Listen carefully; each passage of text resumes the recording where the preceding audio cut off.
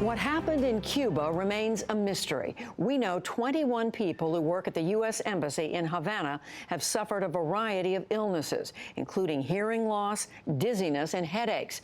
Today, the State Department ordered all non-emergency embassy staff to leave the island.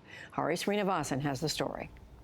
The order issued by Secretary of State Rex Tillerson says that the State Department still does not have a definitive answer on the cause or source of the illnesses, but described them as coming from an attack of unknown nature. Joining me for more on this is Josh Lederman, the Associated Press reporter who broke today's news on this, and Maria de Los Angeles Torres, a professor of Latin American and Latino Studies at the University of Illinois in Chicago. She's written about and studied Cuba and Cuban politics extensively. Josh, let me just start with you.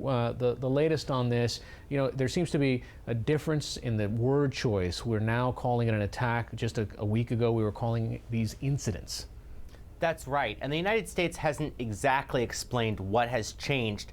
It was only a few days ago that they were saying, look, it's premature to say attacks because we don't know what's causing this, so how can we say that it was a deliberate attack? Now we have pressed repeatedly to say, you're not just using this new term casually, there's an actual difference of position here in saying specific attacks, and the U.S. officials say, yes, we are now confident that Americans were targeted in Havana and this was an attempt to harm them.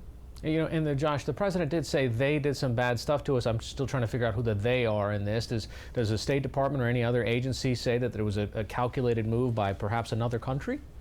No, I think the president was being deliberately vague. The State Department, the White House, and other U.S. agencies have not said that because they don't know who it is. In fact, there's a lot of reason that the U.S. officials are skeptical that this would be something that Cuba's government from a top-down way would have ordered. So as of right now, the culprit really remains a mystery. Ms. Torres, what happens to U.S.-Cuba relations in the short term if 60% of the embassy is ordered to go home?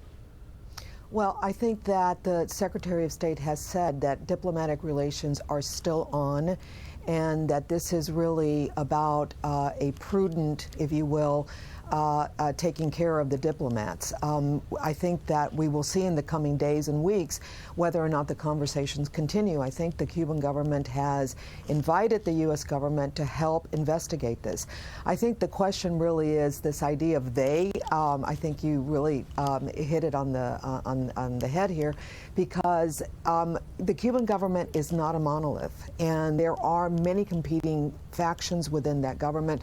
At least 3 intelligence agencies are organized and often do compete with each other, and the competition has become more fierce after the death of Fidel Castro and as we get closer to the date of Raul Castro's resignation.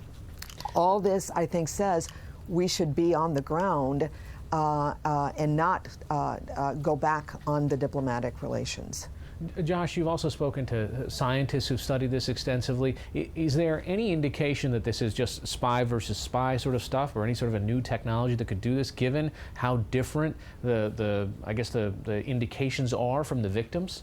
We do know that one of the theories that U.S. investigators are looking at is whether this was some type of new advanced espionage operation gone awry, some type of device that was intended to listen to U.S. diplomats who are very closely watched by the Cuban government in Havana, that somehow caused unintentional harm. However, that's just really one of the theories that they're looking at. But as you point out, this comes in the context of Havana, Cuba, where we had exploding seashells and poisoned cigars and all kinds of history of larger-than-life science fiction espionage between the United States and Cuba.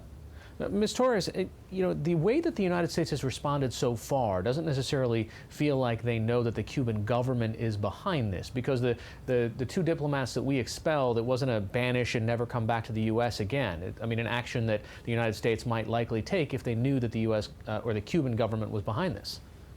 Right. I think we don't know. And I think that, therefore, I think, number one, safeguarding the health of diplomats abroad, we do that all the time. We tell them to come home when there's either, you know, tornadoes or hurricanes or potential attacks, right? When we don't, in fact, we go back and say we should have done that. So I think that they don't know. I think that the calls today by a couple of the Florida senators saying that we should, expel all the Cuban diplomats is really so short-sighted, because we don't know what's going on. And in fact, in any one of the likely explanations that may be going on, we should have channels of communication open with the Cuban government. And Ms. Torres, finally, the State Department also put out a warning, a travel advisory to anyone else that's coming, any U.S. citizens that's traveling. What are the kind of repercussions of that? I mean, what does that do to tourism or business that's happening? Well, I think that tourism, remember, has already been down. This is hurricane season, as your show has been covering so well. So I think that tourism during this time is down. I do not think that immediately it's going to necessarily bring down the numbers any further than they are. So I think it's a wait and see. I think that the United States should take the invitation of the Cuban government to help investigate this and keep the channels open. Josh Lederman, any of those folks that you're talking to on the ground there, are they concerned about the deterioration of the relationship? Certainly, we know that a lot of the U.S. diplomats who are working in Havana don't want to come home, don't want the mission to be drawn down, because they see it as really important. At the same time, the fact that the U.S. is unable to provide assurances to either to diplomats who are working there or even to American tourists who might come and stay in hotels in Havana, that they won't be attacked by incidents that could create brain damage, is a real serious concern, and not one that the U.S. felt like it could take lightly in this circumstance. All right, Josh Lederman, Maria Torres, thank you both. Thank you.